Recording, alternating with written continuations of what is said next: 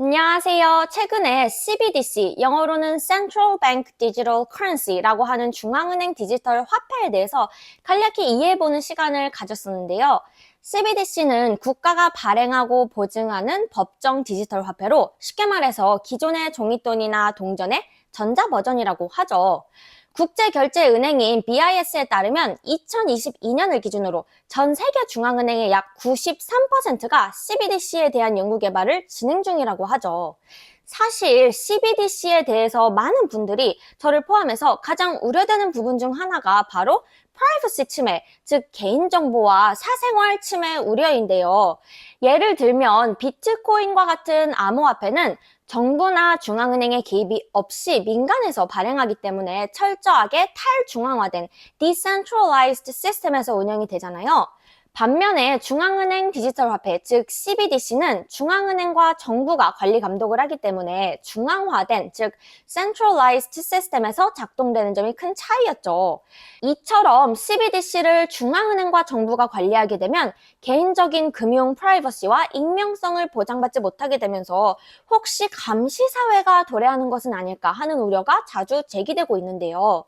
한편 한국은행은 지난 4월부터 세계 5대 기축통화국인 미국, 영국, 일본, 프랑스, 스위스를 포함해서 멕시코 그리고 국제결제은행인 BIS와 국제금융협회 등과 함께 토큰화된 은행 예금과 CBDC를 활용해서 국가 간 지급 결제 개선 방안을 연구하는 프로젝트에 참여 중이라고 합니다. 뿐만 아니라 한국은행이 프로젝트 한강이라고 불리는 CBDC 테스트를 현재 추진하고 있고, 이에 대해서 반대하는 국민들의 청원 또한 4월 국회에 회부되었죠.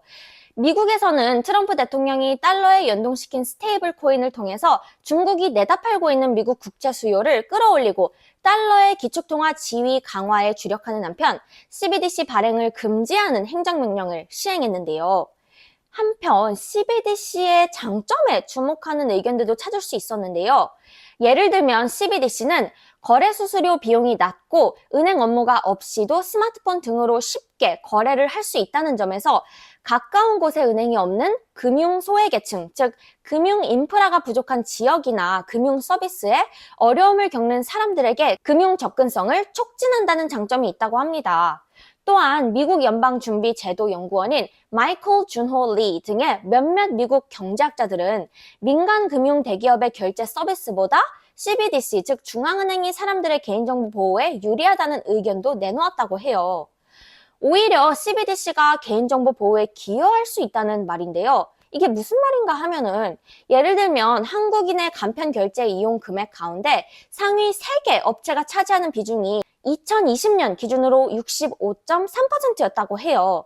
다시 말해서 소수 상위 기업의 시장 지배력이 강해지고 있고 카드나 간편 결제를 통한 우리의 결제 정보가 현 시점에도 이들에게 전달되고 있고 데이터부터 개인정보들을 이 소수 기업들이 독점하게 되는 상황에서 CBDC의 등장이 오히려 이들의 정보 독점을 방지함으로 도움이 될 수 있다는 의견이라고 합니다. 또한 CBDC는 민간 금융기관 그리고 민간 지급 결제 서비스 시장의 혁신과 경쟁을 촉진시킬 수 있다고 하는데요. 여기서 생기는 질문은 결국 우리의 개인정보를 보호해야 하는 민간 기업 혹은 정부 중에 사람들은 어느 쪽을 더 신뢰할지 궁금하잖아요.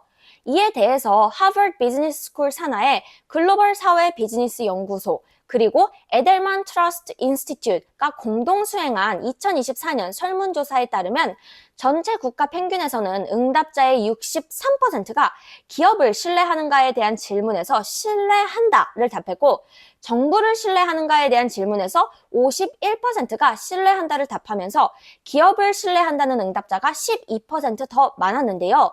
개별 국가별 결과에서도 4개국에서 정부가 더 신뢰를 받고 24개국에서는 기업이 더 신뢰를 받았다고 합니다. 결국 CBDC에 있어서 쟁점은 디지털 화폐 시대가 도래하게 된다고 해도 프라이버시 보호는 핵심 화두일 것이고 정부나 중앙은행은 범죄를 예방하기 위한 최소한의 데이터 활용과 프라이버시 보호 사이에서 균형을 맞추는 기술적 해결책이 중요할 것이라고 합니다.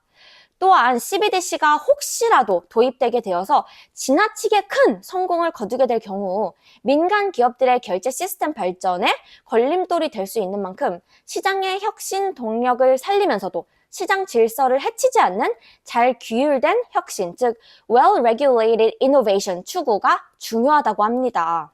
한편 한국은행 금융결제국에 의하면 CBDC 시스템 자체가 새롭다 보니 기존 금융 시스템과 다르게 최소한의 정보에만 접근하는 기술 적용 방안을 연구 중이며 CBDC 거래 흐름과 개인정보가 처리되는 모든 과정에 따라 최적의 개인정보 보호 강화 기술을 개발해서 금융거래 안전성을 보장하고 이용자 정보를 보호하는 시스템을 만들 것이다 라고 강조했다고 합니다.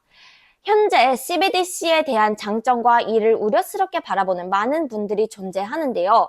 CBDC가 정말 도입될지 무산될지는 불확실한 상황에서 혹시 도입이 된다고 하더라도 중앙은행과 정부는 소통을 지속하며 CBDC가 금융시장의 빅브라더, 즉 감시자가 되지 않을까에 대한 사람들의 우려를 불식시킬 수 있는 제도적 장치 마련과 함께 사회적 합의를 바탕으로 신뢰할 수 있는 시스템을 만드는 것이 핵심 쟁점일 것 같습니다. 오늘도 영상 봐주셔서 감사드리고 영상이 도움이 되셨다면 구독과 좋아요 부탁드립니다. 그럼 빠이빠이.